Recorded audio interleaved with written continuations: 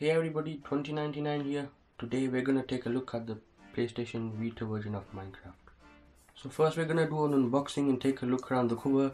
Then we're basically gonna do whatever others do, basically go into the game and review it. So without further ado, let's get into it.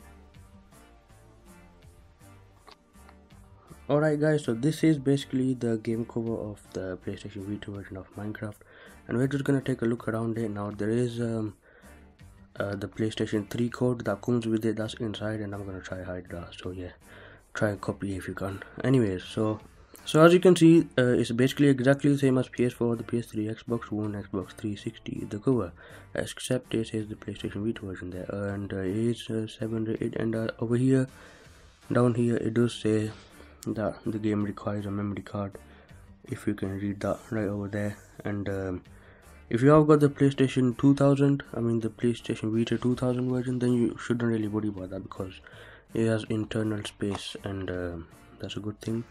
So as you can see at the sides, now let's take a look at the back. Now it is a single player game, but if you have a network, you can play up to 2 and 4 players. Now that actually requires a separate handheld system, so you're gonna have to get another Vita system for that. It actually also requires a minimum of 25 megabytes save data over here. That's right over here, if you can see that, and all the highlights are over there basically. So this is basically exactly the same version as the PS3. We're gonna talk about that later on in the video, but let's take a look at this. So as you can see, it says cross save with PlayStation 3 edition. So if you go PlayStation 3, you can actually upload the game save data to this version, and you can just take it around on the go, and that's great. I actually like that feature, although I haven't used it. But yeah, so that was basically the cover. Now let's actually open the thing and take a look at the contents it has for its offers. Alright, but I'm gonna try hide my code, so just give me a second. Alright, so that's basically the voucher code you can get. Actually hide that, and basically the Vita cards over here. Now just for all this fuss and everything, I'm just gonna get this out of the way.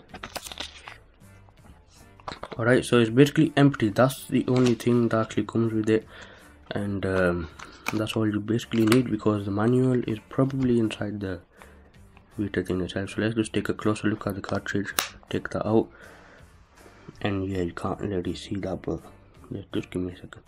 Alright, so that's a closer look at the cartridge itself. As you can see, it's basically exactly the same as the game cover, as you can see on the sides and on the back. It's basically a game cartridge. So let's move on to the gameplay and the review bit. Now this was the unboxing bit, and I've just got it out of the way. So yeah. Now before we get started, there are a couple of things to talk about that I want to get straightforward. The PS Vita edition of Minecraft is based on the PlayStation 3 version, and it's basically on a portable, and it's exactly the same game, if not just a little bit difference, and the differences are, they're not all that bad. For example, the render distance is down, and also the resolution is down. Here I am showing you some gameplay of it. So as you can see, the resolution is significantly lower, but the PlayStation Vita screen is actually not all that much of a higher resolution display. Neither it does need to be. So the Mojang and 4J Studios have brought you the full Minecraft experience on your little portable. The PlayStation Vita controls are very nice, and it's very easy to play. It's just that if you are new to it, you're gonna have to get used to it. I'm actually quite new to this, and I'm already getting used to it.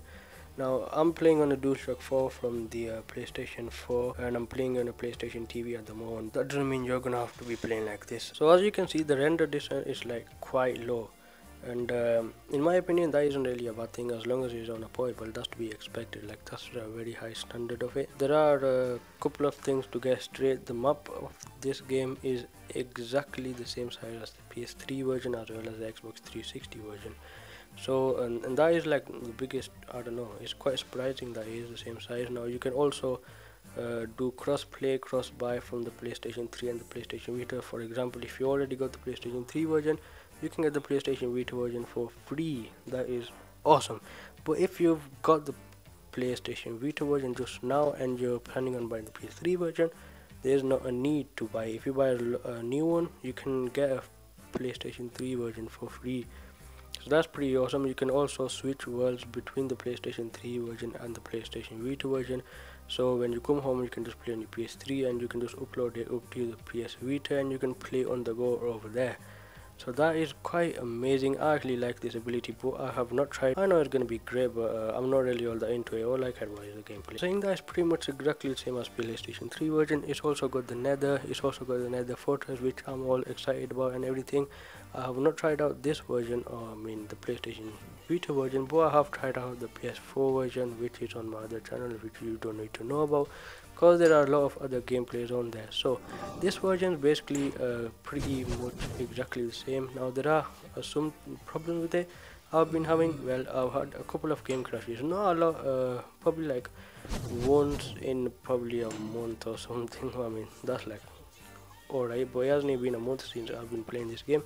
I've only got one crash, and that is basically when I was just running around too fast, going off just to get the whole map rendered, and it just basically froze, so I had to turn it off and then go back on it. But it isn't much of a problem. It shouldn't really occur that easily.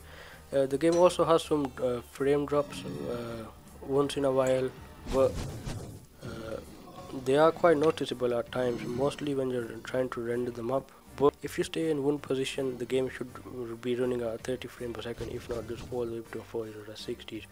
I don't really know, because I don't know what frames FPS it actually runs at, because it doesn't really show it anywhere. But it does run very nicely. It's quite nice. It runs quite well on this, and I'm actually quite happy about it. In my opinion, I think this game is one heck of a game to get for the PlayStation Vita version.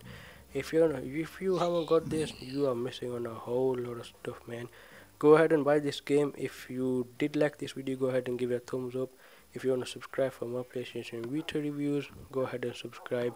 If you have any comments or anything that I've missed out about this game, you can just leave them down in the comments below. I'll be more than happy to answer. Other than that, I guess I'll see you next time.